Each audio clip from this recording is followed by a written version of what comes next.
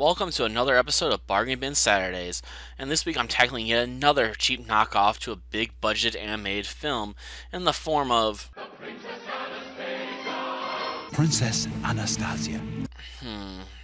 Well, I'll leave it up to the viewer to decide which of those pronunciations is correct. Regardless, this movie is probably one of the better knockoffs I've looked at least in some respects. In this movie, the princess somehow manages to avoid being killed by the Bolsheviks and escapes with a mere bump on her head, which leads to her having amnesia.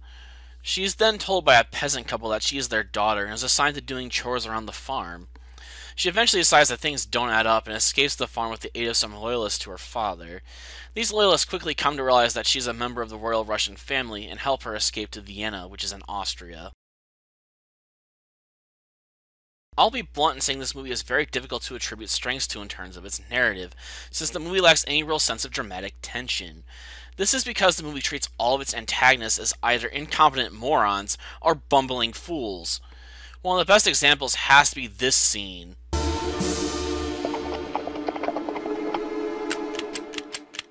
Ah, I forgot. Free guns this year? What was that, comrade? If I become Russian citizen, I get free firearms? Sign me up! Bullets next year. What? I have to wait year to get case of bullets? Screw you, I stay in America. There I can buy guns and bullets. And this scenario of setting up drama, only to dismiss it as rather mirthless comedy as far as I'm concerned, plagues the movie throughout much of its runtime. If you couldn't guess from the few clips of the movie I've used already, the animation quality of this film is on the rather low end of the stick, which is to be expected. This film was obviously made to cash in on Fox Animation Studios' release of Anastasia. In fact, both movies were released in 1997, and it wouldn't surprise me if the knockoff was released to market around the same time as the big budget title in order to take advantage of people that don't pay attention to what they are buying. On the sound effects side of things, the movie is okay for the most part. I still raise an eyebrow whenever I see this scene.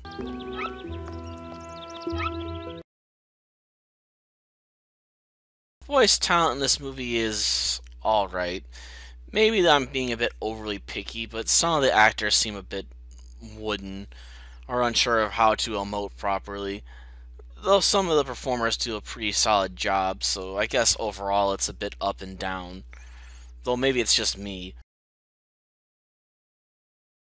On the music side of things, the movie is both up and down.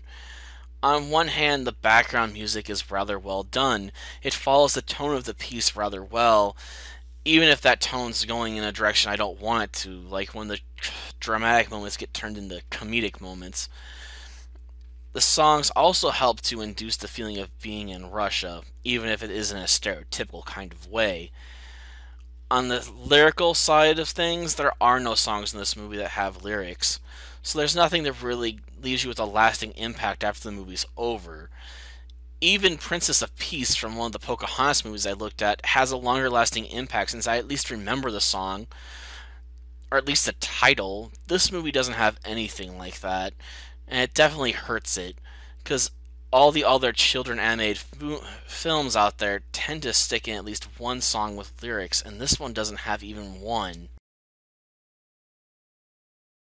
Unlike some of the previous cheap knockoffs I've looked at, this movie isn't all bad, but what little good things it has going for it isn't enough to really make it stand out in a positive way from the crowd, because let's face it, at the end of the day, it's still a cheap knockoff of a much better film.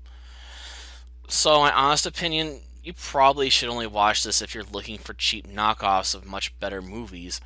And I know there are people out there that enjoy doing that sort of thing.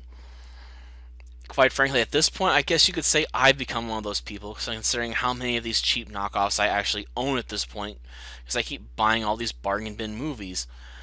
And it is nice to see how much these movies fail or are unsuccessful in comparison to the real deal. So, seek this out accordingly.